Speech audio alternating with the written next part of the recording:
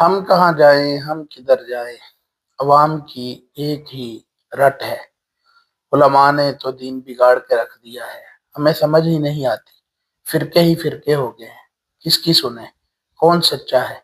हम तो भाई सीधे साधे मुसलमान हैं। आपको एक रास्ता बता देता हूँ।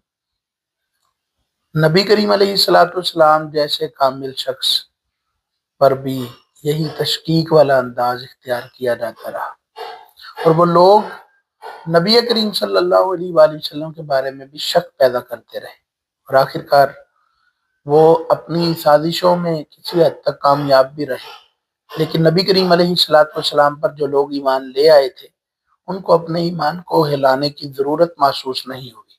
इसलिए आप भी हौसला रखिए, यकीन मानिए आपका ईमान बिल्कुल हक ईमान है, क्योंकि आप अहले सुन्नत व जमात से ताल्लुक रखते हैं।